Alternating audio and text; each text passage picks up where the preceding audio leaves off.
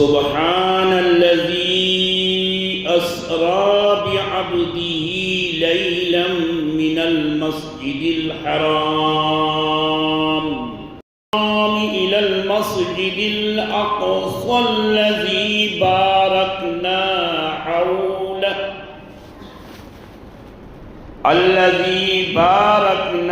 حوله لنريه من آياتنا إنه هو السميع البصير۔ معراج کی رات کے نام سے موسوم ہے۔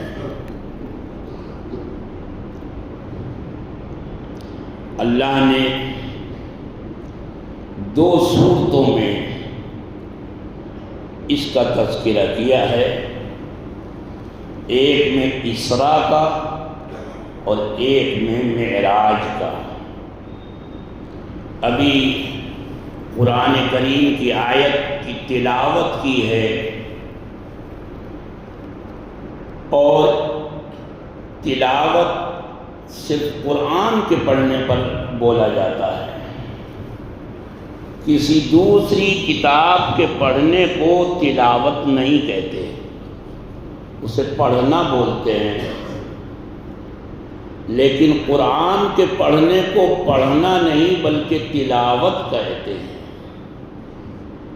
اور اس کی وجہ یہ ہے کہ چونکہ یہ خاکسار جو آپ کے سامنے بیٹھا ہے یہ لغت کا طالب علم ہے، اور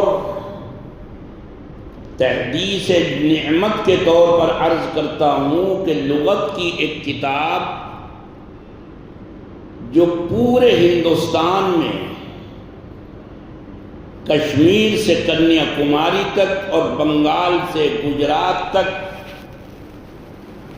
جتنے بھی مدارس ہیں اور جتنے بھی علماء اور مفتیان کرام ہیں ان تمام کے پاس وہ لغت کی کتاب پائی جاتی ہے، القاموس الجدید، جس کے پہلے صفحے پر اس ناکارہ کا ذکر موجود ہے۔ تو تلاوت جتنی بھی قواميس ہیں اور لغت کے ایتھنٹک بکس ہیں، وہ چاہے لسان العرب ہو یا اور دوسری مفردات قرآن ہو، ان سب میں یہ لکھا ہے کہ تلاوت کے معنی ہے تلا یتلو تلون و تلاوتن قرأ و تلا خلفہ، پڑھا اور پڑھ کر فالو کیا، یعنی قرآن پڑھو، پڑھتے جاؤ اور اس کو فالو کرتے جاؤ، اس کو فالو کرتے جاؤ۔ قرآن پڑھو اور اس کو اپنی زندگی میں لاؤ، قرآن کو اپنی زندگی میں رچا بسا دو، رچ بس جائے قرآن ہماری زندگیوں میں۔ یہ کتاب اس لیے نازل ہوئی، یہی وجہ ہے کہ حضرات صحابہ وہ یہ فرماتے ہیں کہ ہم 10 آیتوں کا سبق لیتے تھے نبی اکرم صلی اللہ علیہ وسلم سے، اور جب وہ 10 آیتیں ہماری زندگی میں آ جاتی، اس میں کیا حلال ہے کیا حرام ہے، کن باتوں کے کرنے کا امر کیا ہے حکم اور کن باتوں سے روکا ہے، جب اس پر عمل ہو جاتا تو پھر اگلی 10 آیتوں کا سبق میں نے نبی اکرم صلی اللہ علیہ وسلم کی خدمت میں حاضر ہوتے۔ تو غرض یہ کہ قرآن کریم کے پڑھنے کو پڑھنا نہیں کہتے، تلاوت کہتے ہیں۔ اللہ فرماتا ہے سبحان الذی، سبحان اس جگہ آتا ہے جہاں اللہ کو ہر عیب سے پاک بتایا جاتا ہے، اس میں کوئی عیب نہیں۔ عیب تو انسانوں میں ہے، عیب تو ہم میں ہے، مخلوقات میں ہے کمزوریاں، لیکن اللہ کی ذات ہر عیب سے ہر کمزوری سے پاک ہے۔ اس کے لیے کوئی چیز ناممکن نہیں ہے۔ یہ سفر اسراء، سفر معراج، انسان کہے کہ ایسا کیسے ہو سکتا ہے، تو قرآن نے سبحانہ کا لفظ لا کر کے انہوں نے بتا دیا کہ اللہ کی ذات پاک ہے، وہ ہر چیز پر قدرت رکھتی ہے۔ سبحان الذی اسرا، جو راتوں رات لے گیا، اسرا بعبدہ، اپنے بندے کو۔ قرآن نے جہاں بھی عبد کا لفظ استعمال کیا ہے اپنائیت ظاہر کرنے کے لیے کیا ہے، محبت کے لیے یہ لفظ آیا ہے۔ ہم اردو میں بھی اپنے محاورے میں بھی بولتے ہیں، میاں دیکھنا ہم اپنے بندے کو بھیج رہے ہیں، وہ ہمارا بندہ ہے، یعنی اس کا خیال رکھنا، اس کو وہ اعزاز و اکرام دینا، پروٹیکٹ دینا جو ہماری شان کے مطابق ہے۔ دیکھنا وہ ہمارا بندہ ہے۔ اللہ کہے کہ میرا بندہ ہے تو ظاہر بات ہے کہ اس کی عظمت کا کیا ٹھکانہ ہوگا۔ اللہ نے کہا ہم اپنے بندے کو لے کر گئے، سبحان الذی اسرا بعبدہ لیلا، رات کے مختصر سے حصے میں۔ اسرا کا لفظ جسمانی طور پر فزیکل رات کے سفر پر اس لفظ کو بولا جاتا ہے، روحانی طور پر نہیں، خواب میں نہیں، بلکہ فزیکل جسمانی طور پر۔ قرآن نے اور بھی مقامات پر یہ لفظ ذکر کیا ہے۔ حضرت موسیٰ علیہ السلام کے لیے قرآن نے کہا فَأَسْرِ بِعِبَادِي لَيْلًا، میرے بندوں کو راتوں رات لے کر یہاں سے نکل جاؤ۔ تو وہ فزیکل نکلنا تھا، فزیکل لے کے جانا تھا، کوئی خواب میں لے جانے کی بات تو تھی نہیں۔ حضرت لوط علیہ السلام سے کہا گیا فَأَسْرِ بِأَهْلِكَ، اپنے اہل کو، اپنے خاندان کو، اپنے بال بچوں کو، جس میں بیوی شامل نہیں تھی، راتوں رات لے کے چلے جاؤ، میرا عذاب آنے والا ہے صبح کو۔ تو غرض یہ کہ یہ سفر معراج فزیکل تھا، جسمانی طور پر تھا۔ اللہ نے فرمایا وہ پاک ہے، وہ ذات جو اپنے بندے کو مسجد حرام سے، یعنی قابل احترام مسجد سے، حرمت والی مسجد سے، لفظ حرام کے معنی ہے قابل احترام، اسی لیے اس کو مسجد حرام کہتے ہیں، الی المسجد الاقصی، اس دور والی مسجد اقصی، بیت المقدس اس کا نام مسجد اقصی۔ اقصی کہتے ہیں جو دور پر ہو، بہت فاصلے پر ہو، چونکہ مکے سے وہ مسجد جو بیت المقدس میں ہے، جو فلسطین میں ہے، وہ کافی فاصلے پر ہے، کئی ہزار کلومیٹر پر ہے۔ آنے اور جانے میں 2 مہینے کا سفر لگتا ہے، 1 مہینے کا سفر جانے میں اور 1 کا آنے میں، اتنے فاصلے پر، اس لیے اس کا نام مسجد اقصی رکھا گیا۔ احادیث سے معلوم ہوتا ہے کہ نبی اکرم صلی اللہ علیہ وسلم مکے میں جب ان حالات سے جوجھ رہے تھے جو انتہائی تکلیف دہ تھے، آپ نے توحید کی دعوت دی، سوائے چند لوگوں کے سب نے انکار کیا، مخالفت کی، اپنوں نے پتھر پھینکے، کوڑا کرکٹ ڈالا، کیا کچھ نہیں کیا۔ حضرت بلال کے ساتھ، حضرت عمار کے ساتھ، حضرت صہیب کے ساتھ موب لنچنگ کی گئی. یہ کوئی آج کا نیا قصہ نہیں ہے. کس طرح ان کو مکے کے شہدے، مکے کے اوباش وہ رسی باندھ کر تپتے ہوئے پہاڑوں پر، ریت پر کھینچتے تھے، لیکن وہ احد احد ہی کہتے تھے. وہ اپنے لات و منات اور اپنے بتوں کے لیے کہلوانا چاہتے تھے تعظیم کے الفاظ، لیکن وہ احد احد ہی کہتے تھے. پھر صحابہ تو صحابہ ہیں. نبی اکرم صلی اللہ علیہ وسلم جب طائف گئے ہیں اور وہاں سے واپسی پر جو کچھ آپ کے ساتھ ہوا، خود آپ کی زبان سے جو الفاظ نکلے ہیں، عرش الہی ہل گیا. الہ من تکلونی، پروردگار بار الہ مجھے کن کے حوالے کر رہا ہے؟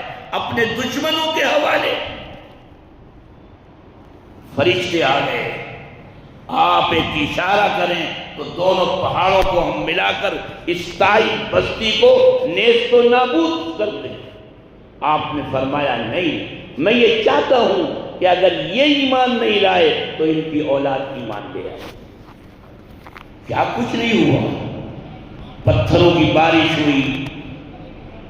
ایسے حالات میں جب آپ انتہائی دلگیر تھے، غمگین تھے، اور ادھر ابو طالب جو سپورٹر تھے ان کا انتقال ہو گیا.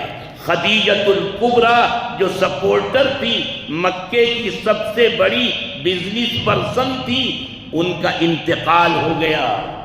اور مخالفین کے حوصلے اور زیادہ بڑھ گئے آپ کی مخالفت میں اور ایذا رسانیوں میں. تو اللہ تعالیٰ نے اپنے حبیب کو آپ کی دل بستگی کے لیے اس مقام پر بلایا. وَرَفَعْنَا لَكَ ذِكْرَكَ، معراج کرائی. پہلے سفر اسرا ہوا مسجد حرام سے بیت المقدس تک، جو چارٹرڈ سواری تھی انبیاء علیہ السلام کی، آدم سے لے کر عیسیٰ تک ہر ایک نے سواری کی اس پر. بارہا آدم علیہ السلام ہندوستان سے مکہ مکرمہ طواف کرنے کے لیے گئے اسی چارٹرڈ سواری پر جس کا نام براق ہے. ابراہیم گئے ہیں نہ جانے کتنی بار اپنے بچوں کی دیکھ بھال کے لیے، ان کو دیکھنے کے لیے یروشلم سے مکہ مکرمہ بواد غیر ذی زرع عند بیتک المحرم. تو غرض یہ کہ تمام انبیاء علیہ السلام کی وہ سواری رہی ہے براق، وہ حاضر خدمت. اور آپ اس پر سوار ہو کر پہلا پڑاؤ، پہلا اسٹیج، پہلا اسٹاپ آپ کا بیت المقدس ہوا، مسجد اقصی. چارٹرڈ سواری ہے وہ براق، اللہ کی طرف سے بھیجی ہوئی. اس کے بھاگنے کا، گم ہونے کا کوئی خطرہ نہیں تھا، لیکن آپ نے جبرائیل علیہ السلام کے مشورے سے اس کو باندھا، اس کو ایک جگہ اس کو محفوظ کیا، اس کو باندھا. یہ تعلیم دی امت کو کہ توکل وہ اسباب چھوڑ دینے کا نام نہیں ہے کہ اللہ مالک ہے، اللہ مالک ہے اور کچھ اسباب نہ کرے. آپ اسباب اختیار کریں اور مکمل کریں. پھر اللہ پر توکل کریں، اللہ پر بھروسہ کریں، یہ ہے توکل۔ ایک اعرابی، ایک گاؤں والا آیا رسول اکرم صلی اللہ علیہ وسلم کی خدمت میں اور آپ سے پوچھا اَأُرْسِلُ نَاقَتِي ام اعقل، اے اللہ کے نبی میں اپنی اس اونٹنی کو، اپنی سواری کو ایسے ہی کھلا چھوڑ دوں کہ اللہ مالک ہے، یا اس کو باندھ دوں؟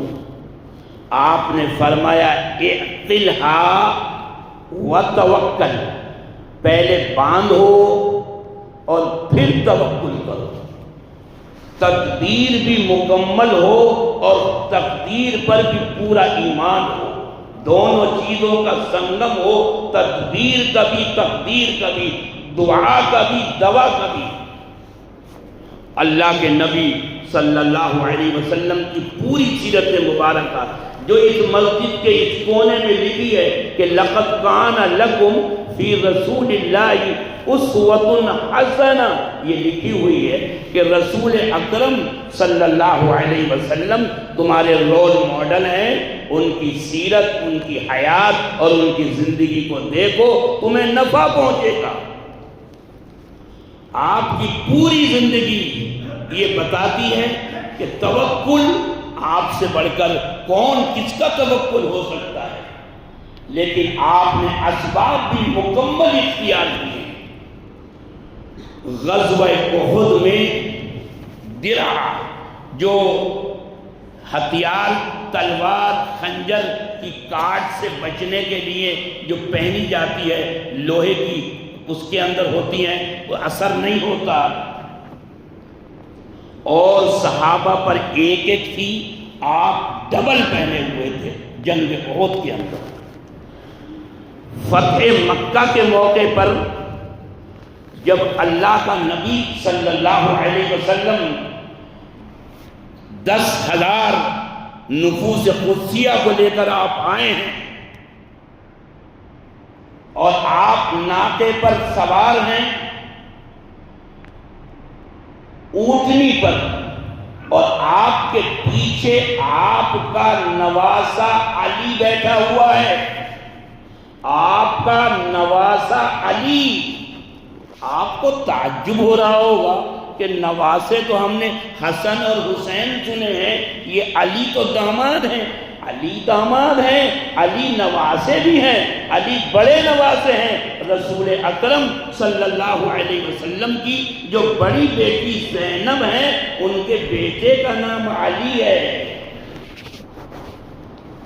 تو جناب فتح مکہ میں جو آپ پہن کر آئے ہیں، لوہے کی خود، تمام بس صرف آنکھیں ہی آنکھیں نظر آ رہی تھی، اس قدر آپ نے اسباب اختیار کیے۔ اللہ پر بھروسہ ان سے بڑھ کر، ان کے برابر کس کو ہو سکتا ہے؟ اس کے باوجود آپ نے اسباب اختیار کیے۔